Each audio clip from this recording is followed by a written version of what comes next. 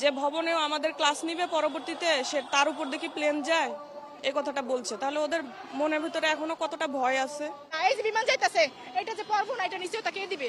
আমার নাম জান্নাতুল নাইম সারা। আমার বাসা উত্তরা দিয়াবাড়ি।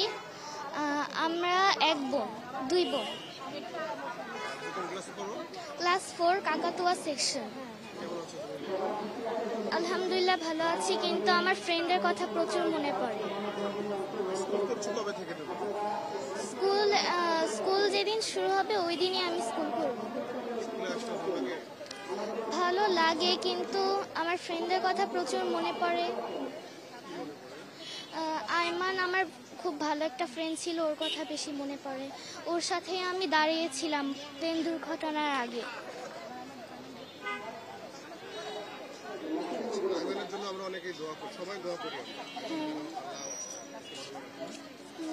আর আইমান আমার একদিনের বড়, একদম বোনের মতো। সব সময় দোয়া করি আইমান যেন একদম জান্নাতে থাকে, সব সময় ফুল বাগানে থাকে। বাবা দিয়ে গেছে মৃত্যু কোপে ধরে। আমার একটাই দাবি ভাই, এই স্কুল বন্ধ করা হোক, নূর নবীর বিচার চাই, স্কুল বন্ধ করা হোক। আমার আইমান তো ভেস্তে বাকি হয়ে গেছে। আমার আইমান তো নিষ্পাপ ছিল, 10 বছরের বাচ্চা, তো বাল্যক হয়নি, 10 বছরের বাচ্চা। আমার আইমান নাবালক শিশু। আমার আইমানের মতো ওরও আমার মেয়ে, ওরও আমার বাচ্চা। আমি চাই না আমার আইমানের মতো এই ভাবিন বুক ভবিষ্যতে খালি হয়ে যাক।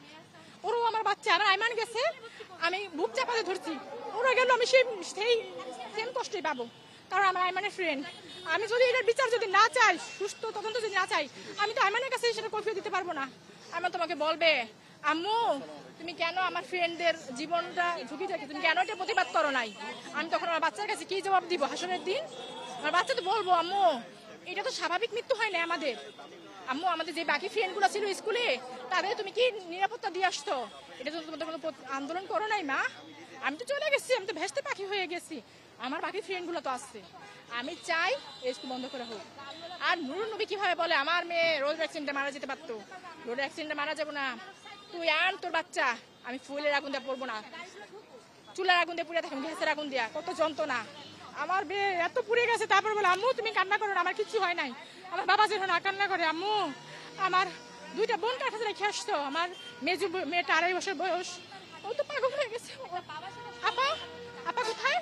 আপা ঠিক মতো কথাও বলতে পারে না, আপাকে খুঁজে, আপা স্কুল, আপা চকেট। আমার মেজুটা বলে তো আমি একটা মেয়ে হারাইছি, একটা মেয়ে তোমার আধা পাগল হয়ে গেছে, আমার জীবনে কি রইলো আর?